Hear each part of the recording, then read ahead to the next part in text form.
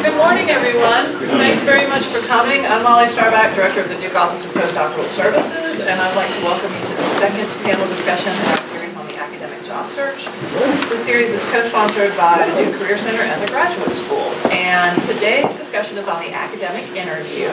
So several of you submitted questions that went on to the next step, which is negotiation.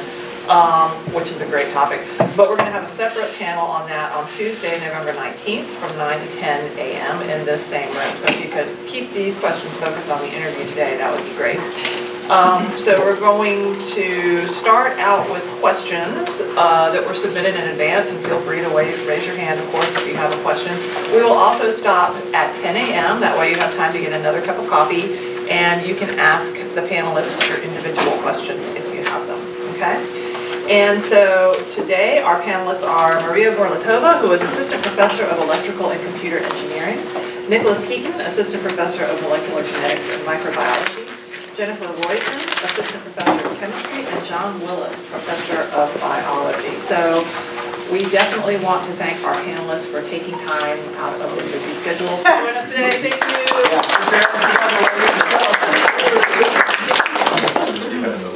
And we'll start by asking the panelists just to introduce themselves and briefly talk about how they've been involved in searches, like I just got hired 2 years ago or whatever, and then we'll go to the questions from there.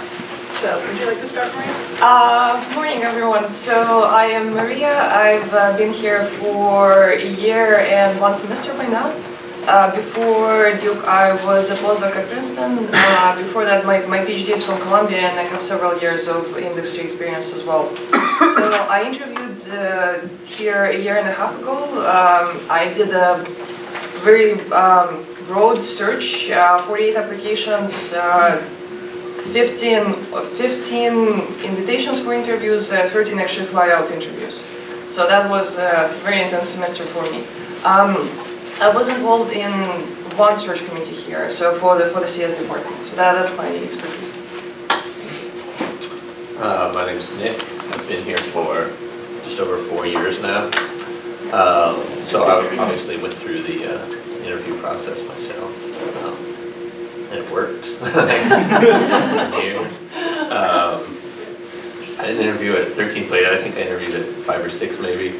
But then since I've been here, I've been on a number of search committees, so that's an interesting perspective to get as well. Happy to answer your questions.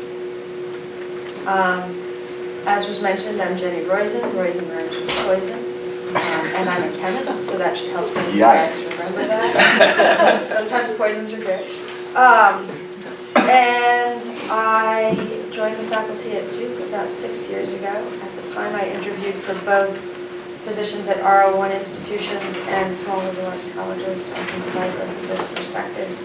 And since being here, I've been consultant to one search committee. In the consulting role, and you have less work.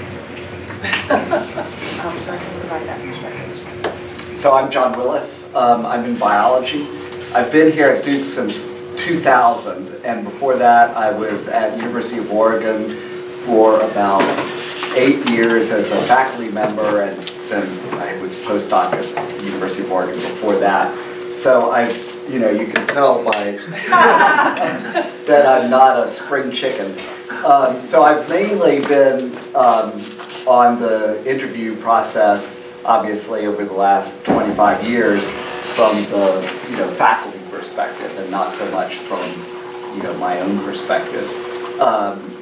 But anyway, I just also want to say that it looks like we've got 2 of us are in arts and sciences, and 2 of us are on the medical side of things, and so that also may bring up some differences about how to think about an interview and your goals and the faculty's goals.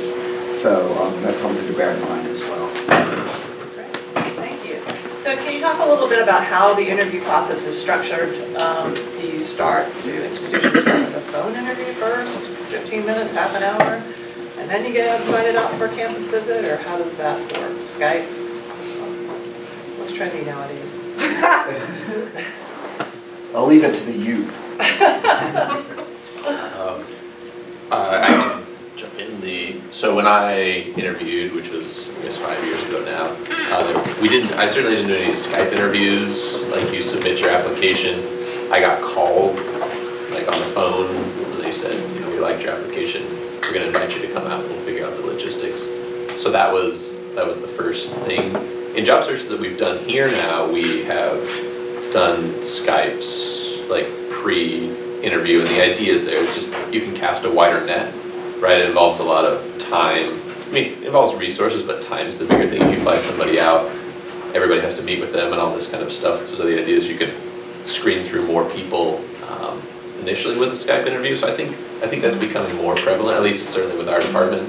We're doing it now. But then the general process is, you know, you get an interview, and then typically you'll be brought back for a second interview if the first one goes well. And then after that, it's on to, you know, negotiations and figuring things out. So I actually had lots of Skype interviews. So I had 11, I think. Here EC and CS here do not do Skype as far as I know. But yeah, so many schools do for the purposes of casting a wider net. So what I would say is that every school does it differently. And so when I was interviewing, I had phone call pre-filtration, meaning people would call you either individually or as part of a committee. That also happened, that sort of process also happened over Skype, either individually or as part of a committee. Or people would just call you and say, we want to bring you out. And technology brings with it advantages and disadvantages. So on the Skype calls, as you've experienced, they might freeze. And so there was one where I had a 2-on-1 experience where one person was completely frozen and couldn't actually talk, but could type questions. And so you couldn't see them, and the other person you could see. And the broad, yeah, it was exciting. And so what I would say is the broad variation in forums is tough to navigate, and you just sort of have to embrace the process, whatever it is. And you may not know in advance. I think it's highly unlikely that you'll understand the process in advance. Yeah, I think that the comment about every school or university does it differently applies to, you know, whether or not there is a Skype or phone call initially, whether you give one talk or two talks, whether one talk is a chalk talk or whatever. So it's you know, I think the whole process is a little bit hard to map out ahead of time, and you just have to kind of roll with it as it goes. But that's also a test of life. No, I think, and I'll just make a follow-up point on that. Even if it's following, you know, a standard format or what you think is a standard format, the goals of the different like interviews and things will be different for everybody as well. So a phone interview isn't necessarily a phone interview with the same criteria in all places, right? Different places are screening for different things. So keep that in mind as well.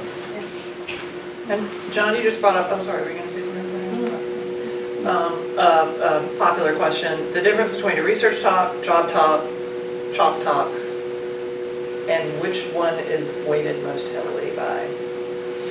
So yeah, I mean, I'll just start with this, but there, you know, like I was saying, every school, every department does it differently, and everyone is thinking they're inventing the best interview process.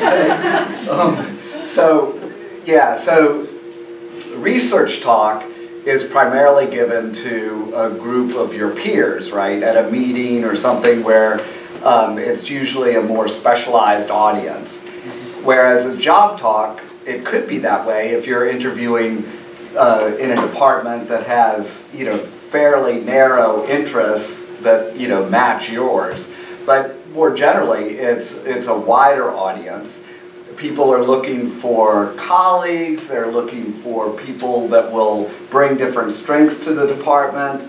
And so it's generally better to pitch a job talk, at least at the beginning and at the end, much more broadly than you might with a sort of narrow research talk, where everyone knows why you're doing what you're doing and why it's important. You really have to, in a job talk, spell that out carefully.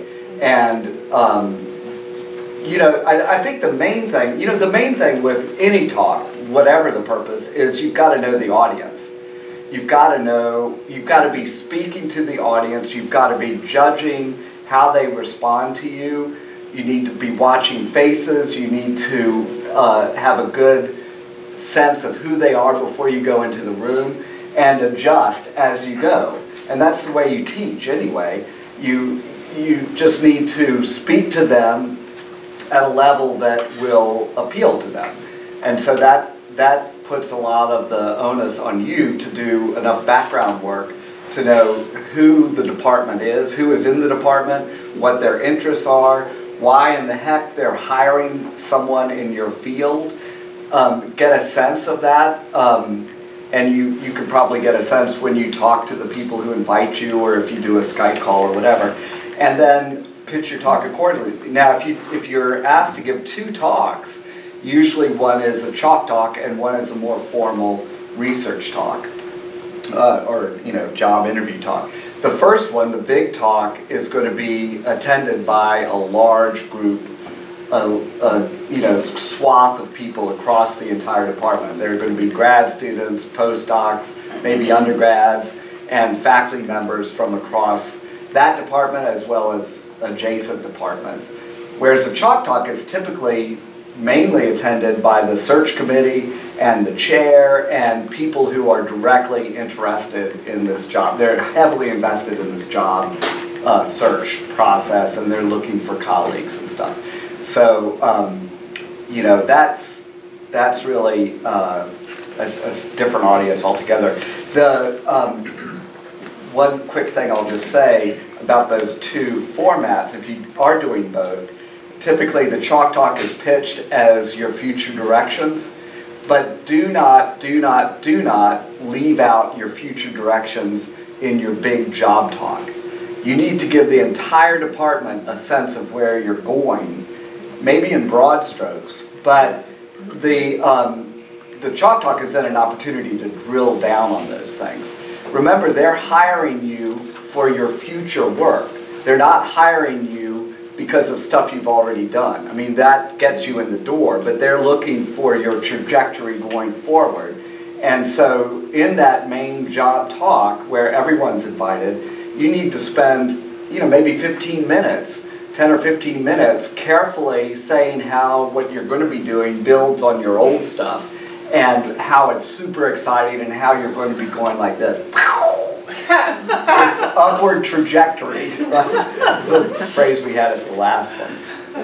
So then the chalk talk, you can get up and say, okay, remember in my big talk I said I've got 3 main goals in my research, and I'm going to list them up here on the blackboard, and I'll go into detail on any of these that you want. What do you want to hear, kind of thing. I'm going to just touch on that for a second. I'm in an unusual discipline where you actually start projects anew when you start a new faculty position. And so there, the relationship between the sort of chalk talk or proposal talk is going to be a little bit different with prior research, because a lot of disciplines, you really are just continuing that trajectory. But you still would want to say what you want to do in the big talk, right? Yeah, exactly. And so you still do want to give an indication of what you're likely to do. But depending on the level of, the extent to which a talk is public, usually you might frame things a little bit differently, because oftentimes the chalk talk or the proposal talk is private, and intentionally so, to limit the ability of people nationally and internationally to Whoa! see what you're thinking about. Because you haven't done it yet, right? You haven't actually started any of it yet, so Cutthroat field you're in. Yeah, it's really brutal. Yeah. Actually, I think that's pretty unusual, but I do think you want to pay attention to things like that at a field specific. I think in my discipline, in ECE and CS and computing in general, chalk talks are uncommon. Cornell is the only school that does it, places lots of emphasis on it. I only talked to one other school that has a variant of it, and they essentially expect a slightly extended version of what you will do in the future. But it's not usual. They're trying to step away from it. And that makes sense, so that you focus on your one big talk that is for everyone, basically. Yeah, I mean, so I'm in the School of Medicine, and I think that it's maybe slightly different than the perspective you've heard thus far, right? So the research talk, like a general research talk, I see as a story, right? Telling a story, some kind of narrative. The job talk, as John was saying, the first one is a narrative that starts but then ends with like, and this is just the beginning, right? So I've done this cool stuff, and here's how it expands. The chop talk, I think, is maybe where the most differences are, right? So, and also maybe an important point to make is you'll typically hear the chop talk, at least in a medical school, referred to as like, what's your first RO1? Yeah. Like, what are your aims, right? And so this is how people set it up. And that's an important component of the chop talk, but it's like maybe 20% of what's important for the chop talk, right? Because yes, as a postdoc, you're trained to do science, right? You're not necessarily trained to write grants. You maybe have a fellowship, but you haven't written an RO1 or the type of things you have to do in your own lab. So the search committee and the faculty want to make sure that you have some kind of concept of what writing a big grant like that is like, right? If you say, here's my RO1, and you propose, 6 months worth of research, or you say, here's my first RO1, and you propose 20 years of research, that's a red flag. But so that's like, maybe the first hurdle. But I think really an important part of the job talk is articulating your vision for then the 5, 10, 20 years, right? They're hiring, I mean, for tenure track positions, they're hiring you for forever, right? And I think most people, at least in our searches where most people fail, is everybody can do the talk, right? Like everybody can give a research talk. You have nice papers, you wouldn't be there if you couldn't do that. Most people can describe their first grant, because that's a straightforward derivative of what they've done, right? But it's that last field. Yeah, it's not. Sure. But then what do I do after that grant? And like, how do I see myself, over the long term? This is what people have much more difficult time articulating, because that gets you off of like, we knocked out this gene and this mouse died, so we want to know why, right? Like that's your RO1. People can articulate that, but then who are you 10 years from now?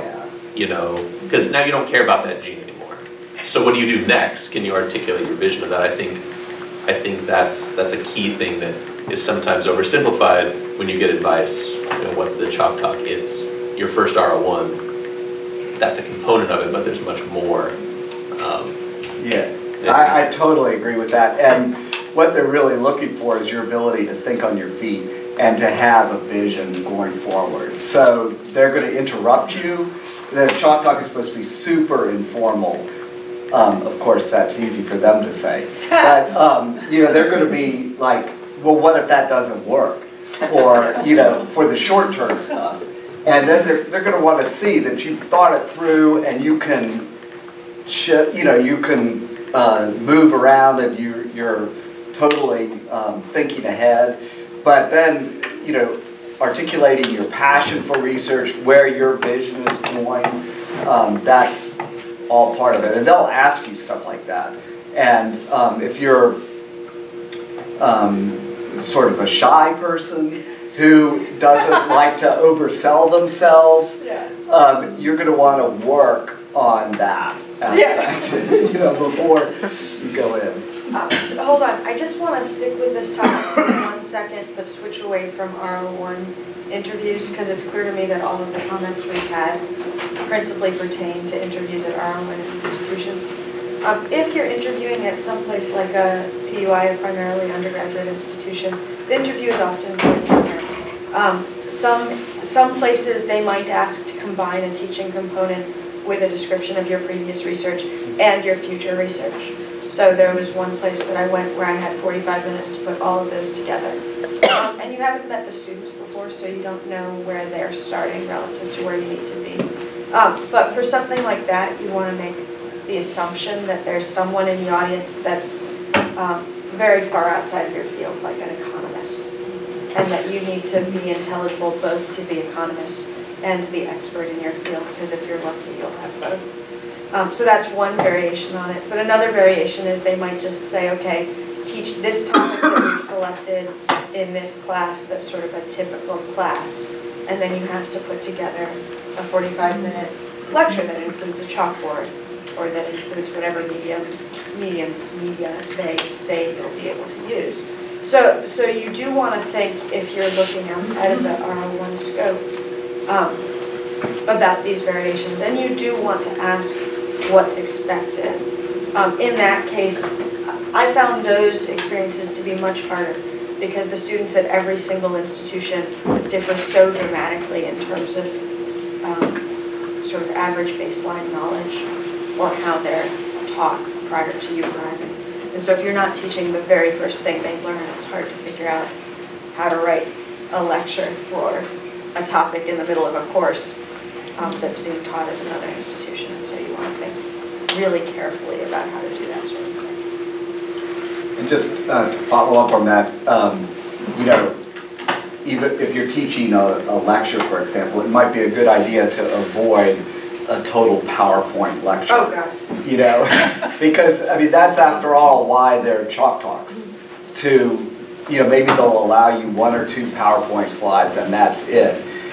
Because they want to see you unscripted in a way. And they want to see your natural ability to explain things and convey ideas and, you know, all of that without this kind of crutch of a pre-rehearsed, stilted talk. So, yeah. And they probably want to see you interacting with students if they're actually having you do this sort of lecture. So if you set up, if you design a course lecture for one of these experiences, and it's just a straight up lecture where you're not getting feedback from the audience that's both verbal and visual, then you're probably not. It's going to be really hard to make that a good experience for people. Question? Yeah, I'm just wondering, when you articulate your vision, do you anticipate things to work out? So you're like, oh, you know, I would like to collaborate with these groups, and I would forge my own research program at this intersection, and you just expect, like, you expect to, like, get monkeys, you expect to get samples, like, is that just, like... Monkeys? Oh, yeah, you were monkeys. But do you just expect things to, like, work out, or, like, do you have, like, a solid alternative plan? That if this plan A is not working out so great, I would move to this other trajectory, which I can also do within my skill set. Yeah, I mean, I think you touch on 2 points there. So for the first one, you talk about collaborations, right? You have to think about it from the faculty side, right? So, like, in our department, for example, we're broad. We're genetics and microbiology, right? So there's human geneticists, there's model organism geneticists, and then in microbiology, there's bacteriologists and virologists and, you know, fungal biologists. So even if your search is tailored, right? It's a virology search, it's a bacteriology search. The whole department is still, you know, eventually going to vote on who they want to be their colleague. So I think anywhere where you can, and I certainly tried to do this in mine, where you can say, you know, I'm a virologist, but these systems that I have in place and these approaches that we take, I think offer a lot of opportunities for collaboration across disciplines. I think that's good, right? Because at the end of the day, the more people you can get to a yes on your candidacy is important. Now, with respect to, you know, the practicalities of doing science, right? I don't think anybody expects that everything that you can envision and articulate is going to work. No. I mean, in fact, they know it won't. Right. At the same time, you don't want to over-apologize for the fact that science may not always work as you're envisioning it, right? So I think you lay out your vision. You say, this is the direction I'm going. I think from time to time, would say things like, and yeah, as it gets further, right, you're saying, and if it turns out that this isn't true, we've already learned this amount, and here are additional directions we can go. You don't want to spend every time saying, here's an I mean, it's not a grant where it's like, here's my aim, and here's all my pitfalls and alternative approaches. So maybe a slight nod to that, but people will, I mean, John mentioned this, people will say, I mean, that's like a favorite question of like a search committee, right? Like, this sounds great. What if you do your first experiment and it doesn't work? Yeah. You gotta have an answer for that, right? But you presumably have been thinking about this a lot, and you don't want the answer to be, then I guess we'll stop. But I mean, but you'd be surprised, that and future stuff. I mean, the amount of people that come in and are like, you know, they have this beautiful vision of following up their original work. And we're like, okay, then what's next? They're like, then I guess we'll find something else. And you're like, that seriously is where most people fall down, honestly. If they have to do a chalk talk, it's that kind of stuff. yeah. They just run out of steam out after they've left their fully rehearsed, you know, beautiful narrative. Yeah. Well, so in chemistry departments, oftentimes people are interrupting you throughout this experience. And as they interrupt, there are sort of, tell me your broad vision questions, tell me what happens when this fails questions, and what's your first priority questions. And so I've heard of scenarios where departments will place the chalk talk at the end of the day. Actually, this was the way it was when I interviewed at Duke. We no longer do this. But they'll place the chalk talk at the end of the day, and it could last for hours. So it could literally be them asking questions until they've hit the edge of their curiosity. Which is good for you if that takes a long time. Yeah, and that took a long time. Which is, so you want to be prepared for any eventuality, which means you want to have ideas that you can sort of say, and here's the next idea, and here's the next idea, and here's the next idea.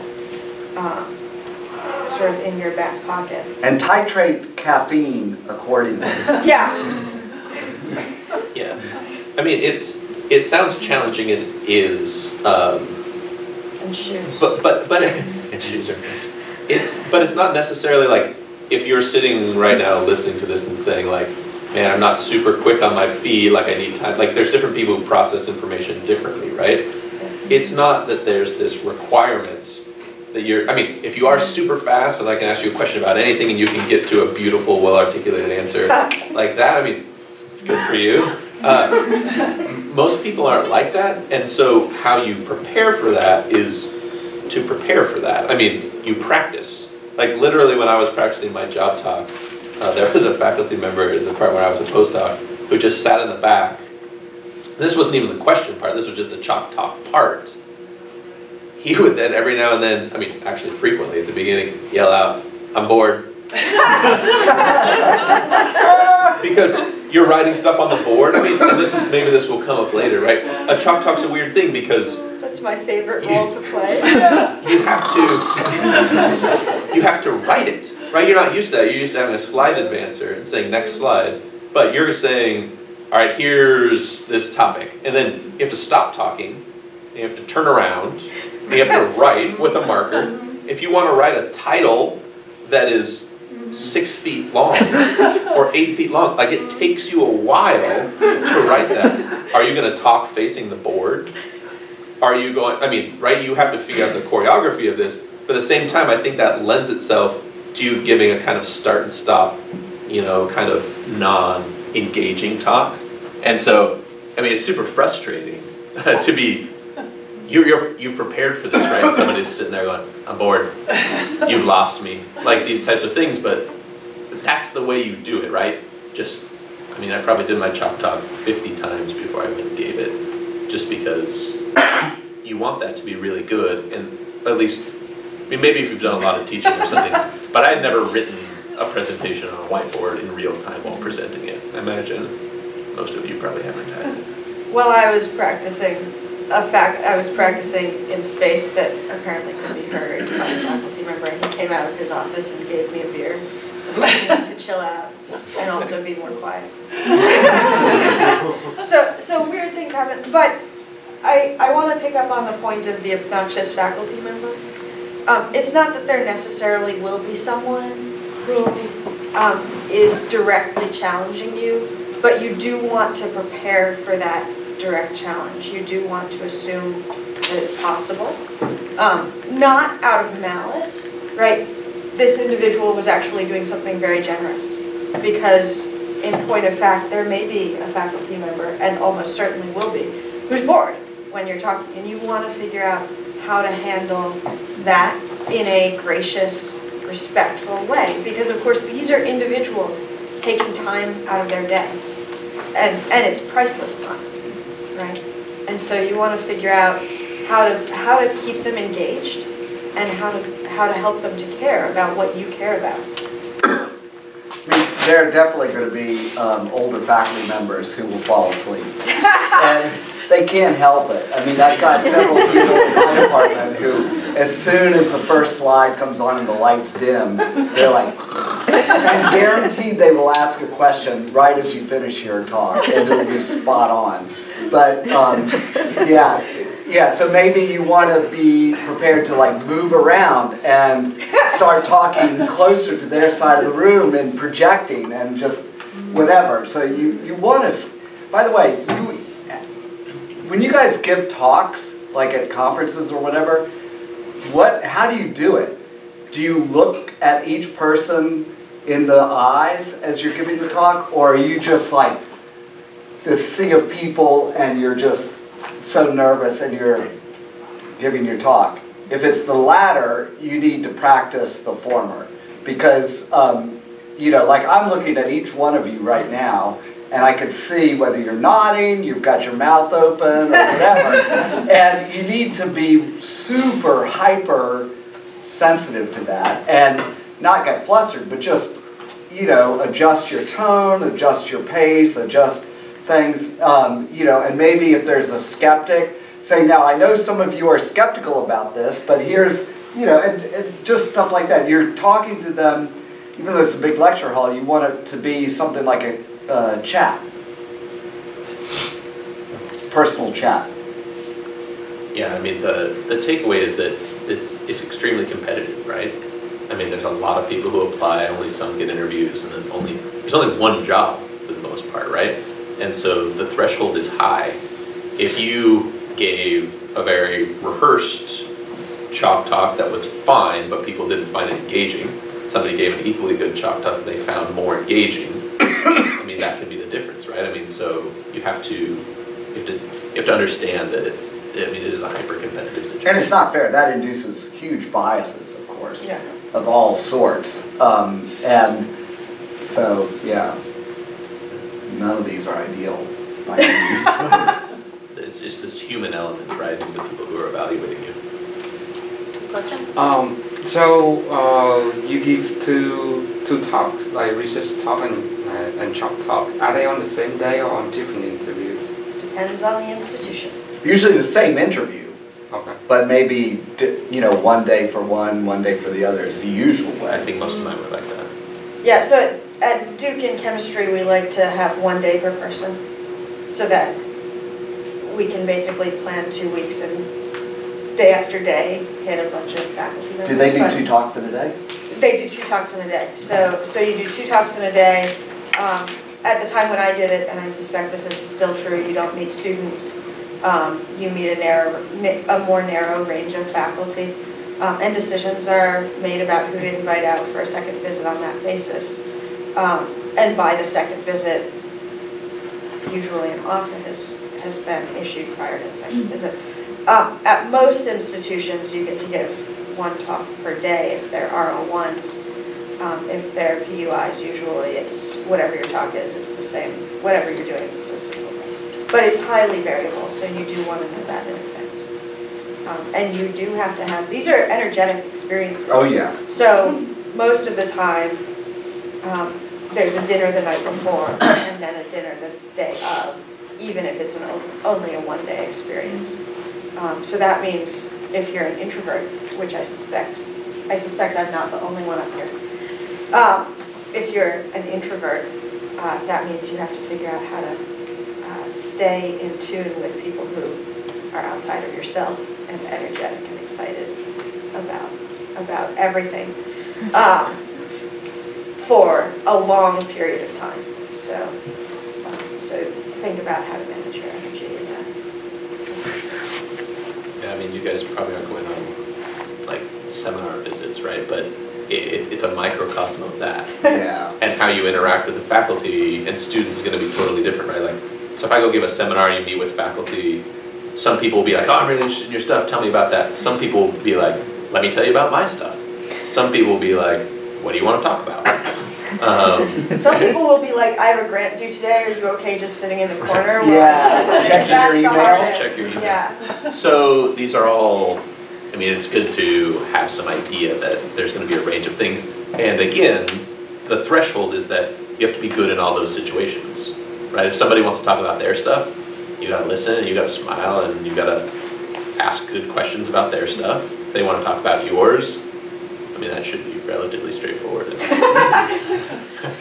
No, I'd rather not, actually. So that brings up a really important point. Or were you going to say? Where you like this, just you need to know your audience, right? This is the main message we're telling you, and that goes for the one-on-one meetings with the faculty as well. So you should really, I mean, it's going to be overwhelming to research everybody's research interests, read papers by everybody. I mean, that's not really practical if you've got more than one interview, right, in any short period of time. But to the best of your ability, try to understand what makes the folks in that department tick. What are they interested in? What is their research about? And the best thing you can do is when you come in to meet with them, you introduce, you shake hands or whatever, and then you sit down and you say, oh, I've been really looking forward to meeting with you. You know, I love your work. Tell me what you've been doing lately in this, that, or the other. I'm going to put an asterisk on this. Yeah. You don't want to say that if you don't actually No. know what they do. No, definitely not. No. Right, yeah. Right, but you should always show interest immediately in what they're doing and sort of force them to ask you what you're doing. Because the classic thing, job interview after job interview, people will say, well, they seem good, but you know, they didn't even ask me what I did. Like, they didn't have the faintest idea what I did. And they take that personally, you know. Because it is personal. It is personal. And like, you know, if you don't have any interest in what they're doing, why should they want you there? This is a social, human endeavor. You could be their colleague for life, and if you don't give a damn about what they're doing, why would they want you there? Obviously, they're showing interest in you because they invited you there, but it should be reciprocal. So you should be curious and say, you know, I've got a vague idea of what you do, but please tell me more. That's fine. If you say, if the person is outside of your area and say, I know you work on mushrooms.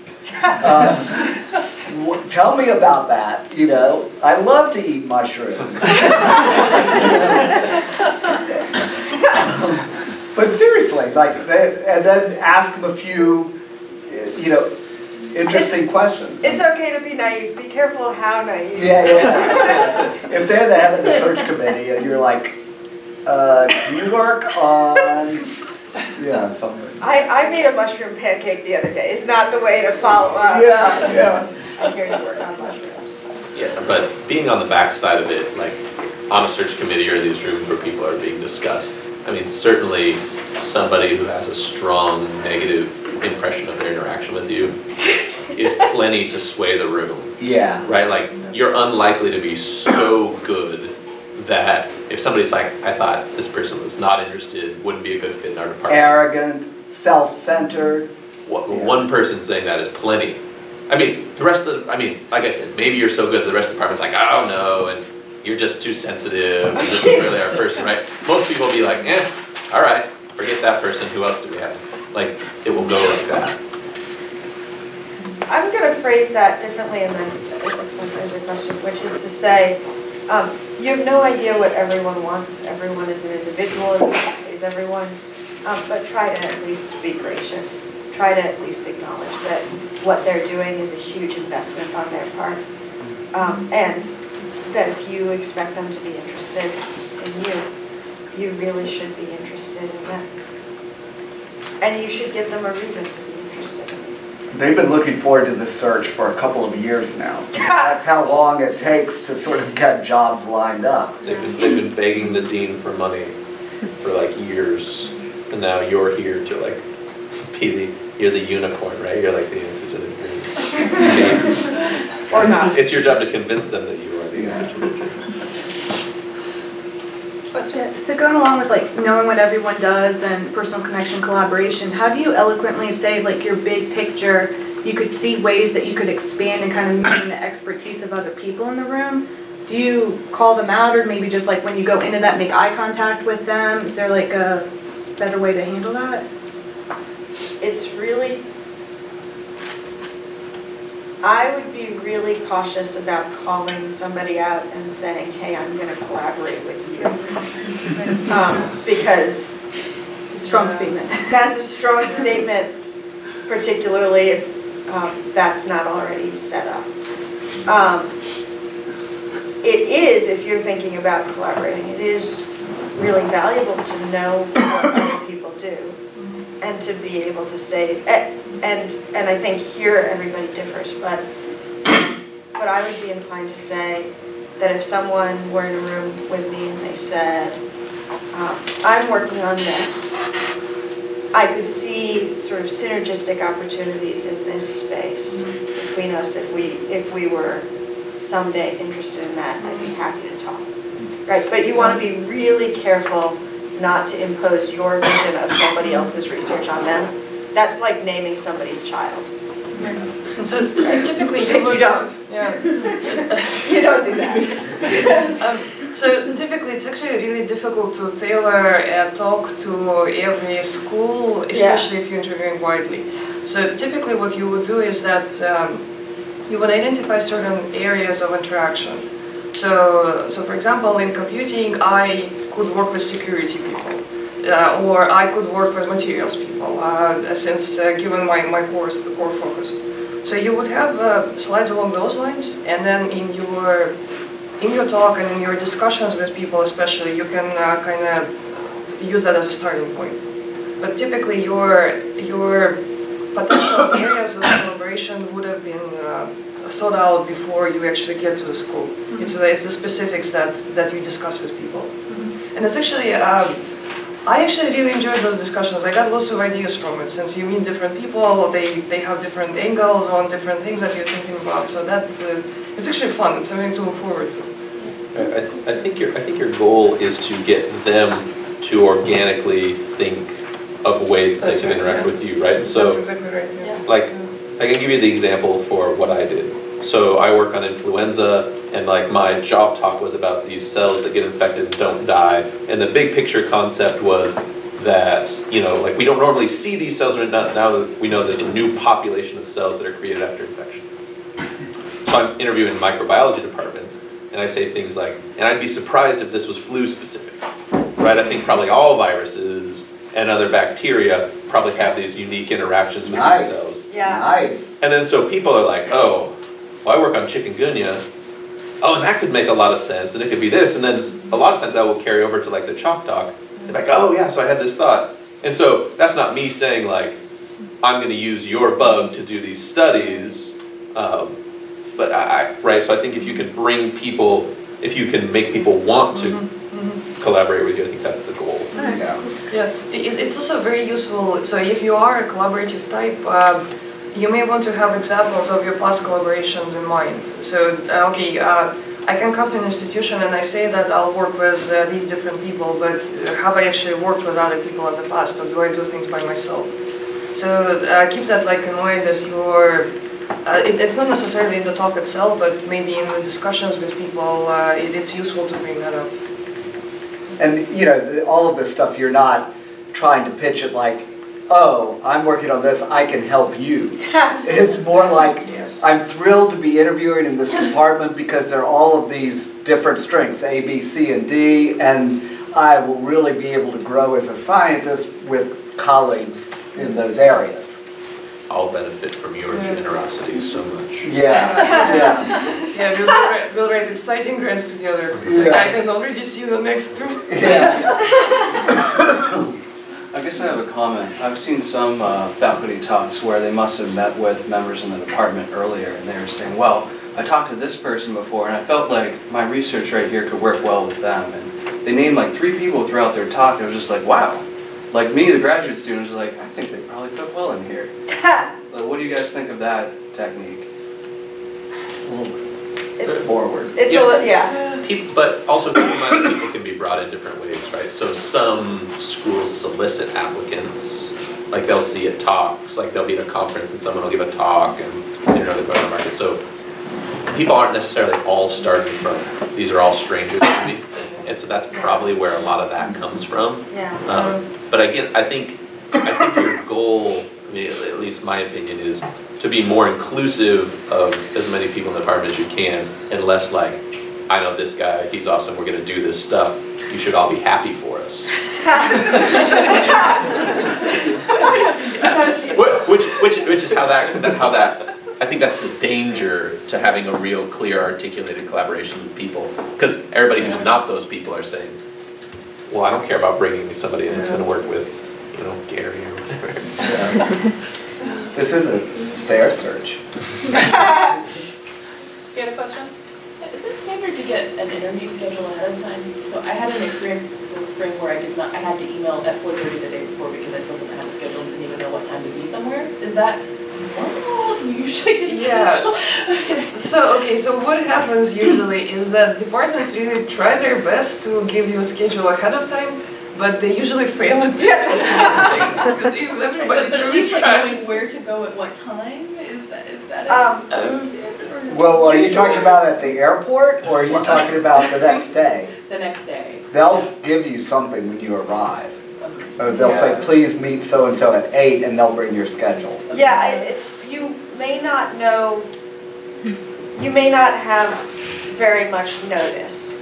Right. Which is so what I would say is your experience is not atypical. Yes.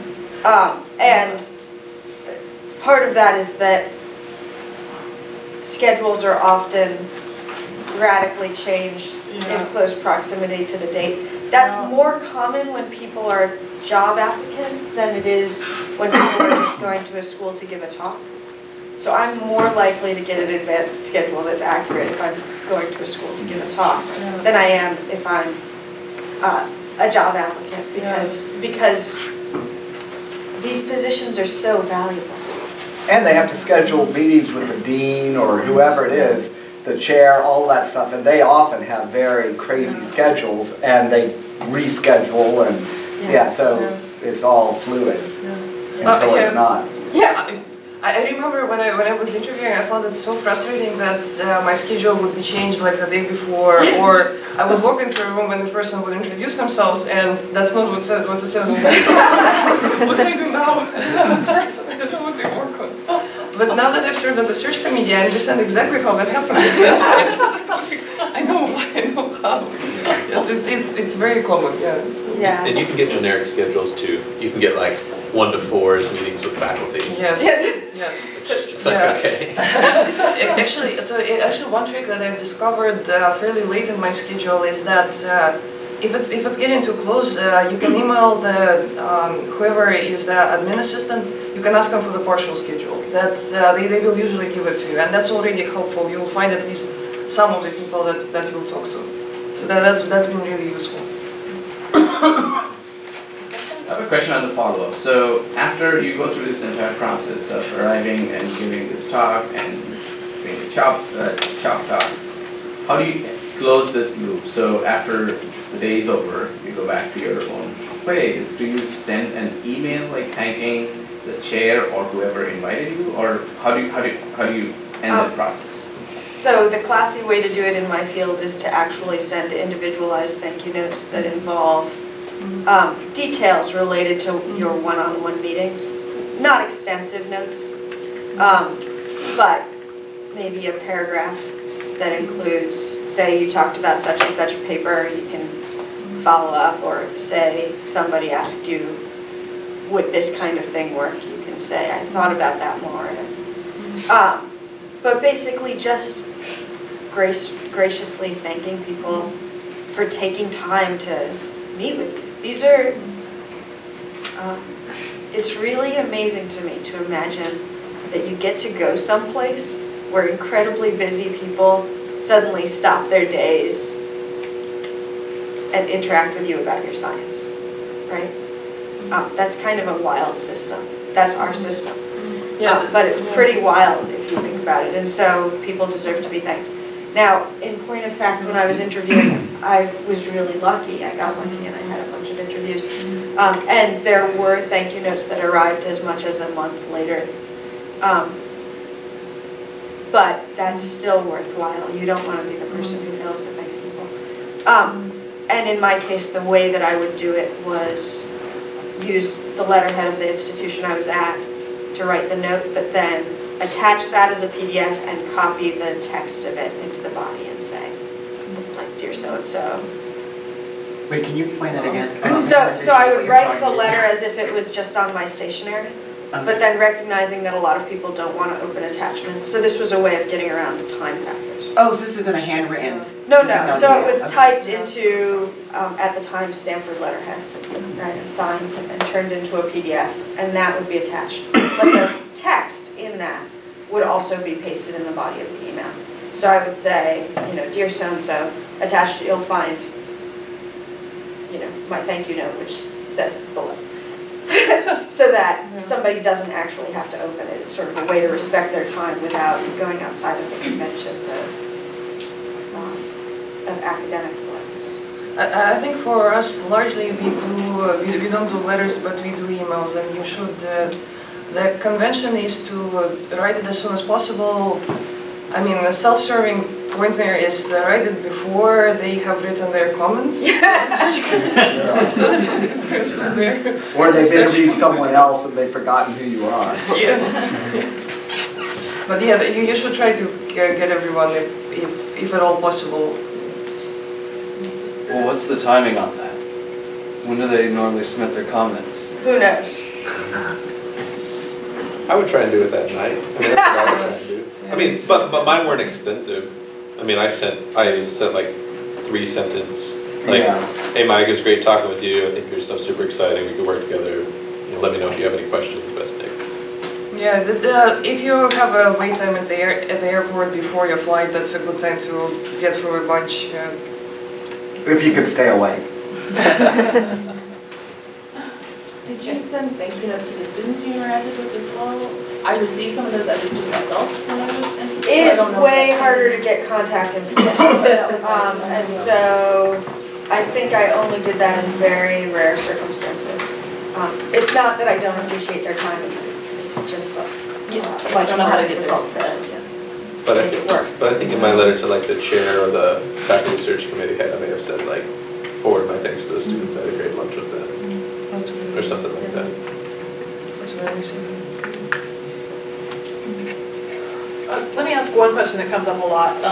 So you mentioned you will probably have to go to dinner with the search committee, or really at any time. What happens if someone asks you if you have a partner or if you have children?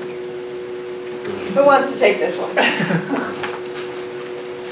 Well, everybody knows that they're not supposed to ask, but they ask all the time.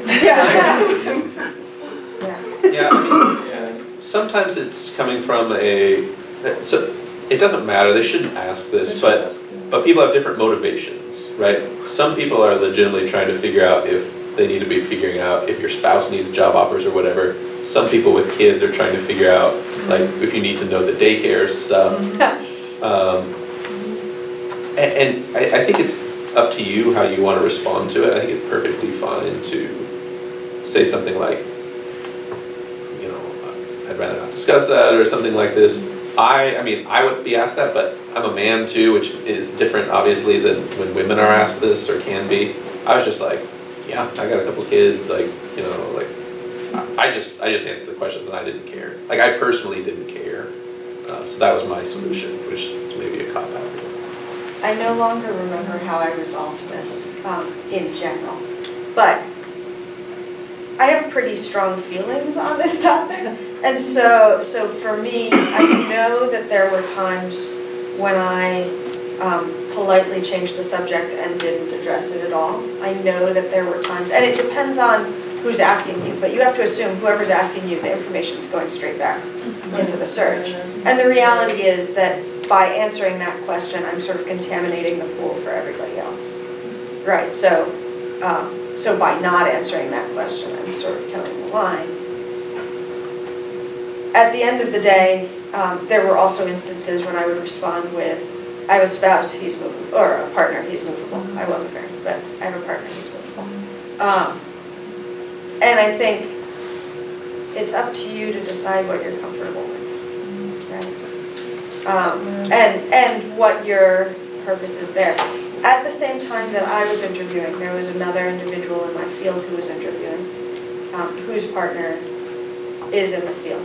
And oftentimes that individual went to visits and didn't tell the faculty that their partner would need an offer as well until after they had an offer. I think influenced the way the search went nationally that year in a really interesting way. So people do it all sorts of ways, and you just have to decide what you're actually comfortable with and how important it is to you to provide or not provide information. Just do you care? Yeah, I usually answer. I usually say that I have a husband, he works in industry, and by the way, what are the industry opportunities in this area? So we usually turn it into a discussion of software opportunities in a particular city. But yeah. Yeah, I didn't want it to influence. Do you think they're more likely to ask that question at a, like, say, Williams College, which is out in the middle of nowhere, versus a place like an RTP or the Bay Area? Well, I can guarantee you I got that question at places that were everywhere. Wow. Yeah, I got that question, not at every single interview, but at places in big cities and small. So I think in case of big cities, they actually try usually, as it's mentioned, a selling point. Yeah, it's a selling point. So usually those questions, they come from a good place actually. So they try to tell you that there are lots of daycare opportunities, or that Duke, one of the big selling points is this wonderful support for children, the tuition benefit. That's they want to mention it. So in big cities, I think it's usually mentioned as, oh, by the way, if you have a spouse, there is so much for them to do here. No correlation. No correlation. Yeah, just history. Kind of on that same note, now that many institutions are having us write diversity statements when we apply, do you feel that if it's something you wrote about on your diversity statement, that then they're licensed to ask you about it because you wrote about it in your application and you should expect it to come up often? This isn't exactly what with spouses per se. That's funny, you're sort of asking. If you mention, like if I mention I have a husband in my diversity application, then they'll probably start asking, like, are you thinking about adopting kids, or have you already adopted children, or does your husband have kids that he's bringing with him, or something? Yeah, I think so. I think the question about whether you plan to have children is just considered impolite in general in society. So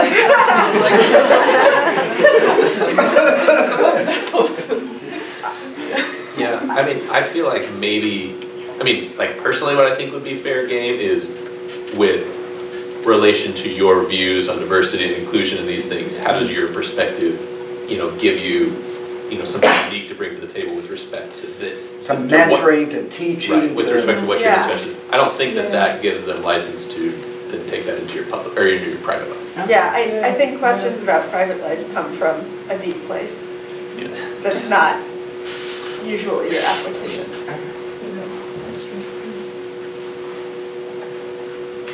Or a human place. We're not all insidious. Are these informal situations like luncheons and dinners then mostly trying to feel you out as what you would be as a potential colleague then, or do they still and one-on-one conversations in offices and anytime. People are human. Yeah, I mean, I think it's tautological. Maybe that's true. Maybe your science will come up a little bit in like a dinner or something, but I mean, for the most part, by then they've seen your talk and those kinds of things. I mean, it's human nature, right? I mean, like when I'm sitting on search committees and things, I'm thinking like, I'm going to have to organize our department retreat with this person. I'm going to have to advise students with this person. Like, bloody hell. Well, would I be excited about that? I mean, you are you as a whole package, right? Right. And I mean, I can't think of like a really clear example, but I assume that there's people who liked their science but thought this person would be really hard to work with, and that may have, you know, turned the tables or times against them. All right, if there are no more general questions, I'll get another cup of coffee, pastry, and if you have any questions for the panelists, come down front and let's say thank you.